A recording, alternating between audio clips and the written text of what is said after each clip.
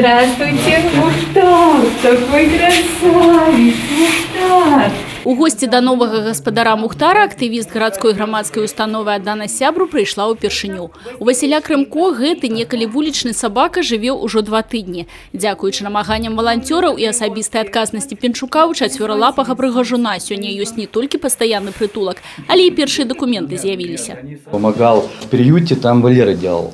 Вот. И обратился туда, мне сказали, подъедь, посмотри, собачка. Вот, и как бы вот ее отпустили, и который приглянулся, мне сразу нашел хозяина и новый дом.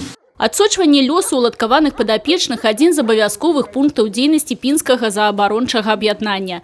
За амаль 2 гады свайго існавання яно знайшло пастаянныя прытулкі больш чым сотні безнаглядных катоў і сабак. Прычым не толькі ў Пінску, а і за мяжой. Не прайшла міма пакінутыя істоты і Людмила Михальчук.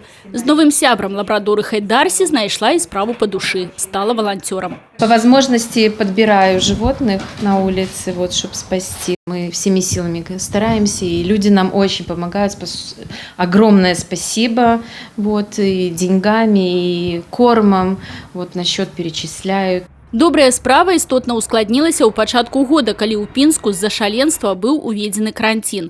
Згодна з інструкцыяй, знішчэнню ў гэты перыяд падвяргаюцца ўсе без выключэння безнаглядныя жывёлы на вуліцы. Валанцёры падпарадкаваліся, але рук не опустили. Да, мы сейчас не можем отменить эвтаназию, которая идет по городу, но мы просим делать это гуманными способами. То есть вот этот аппарат Т-61 предварительно должно вводиться какое-то снотворное, чтобы не было... Ой, как не тяжело говорить, это эвтаназия, но она была более для животного, ну, скажем, не такая болезненная. Мы просим не отлавливать животных в ошейниках, потому что они это потенциально хозяйские животные. На думку Тацяны Шуман, распаўсюджванне шаленства трэба вырашаць не знішчэннем жывёл, а іх вакцинацией и стерилизацией. Сходы на эвтаназию, они очень велики. То есть одна собака... Обходится эвтаназия плюс кремация около 50 рублей. Да.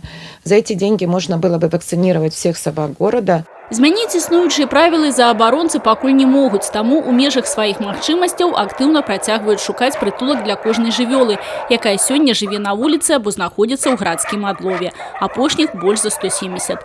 Намаганнямі актывістаў амаль што ўсе сабакі і каты маюць ветпашпарты. Яны пралечаны, прышчэплены, стэрылізаваны і гатовы да новага жыцця з новым гаспадаром. Тацяна Будгусаім, Людмила Салзна, Александр Дьяченко, телерадиокомпания «Брест».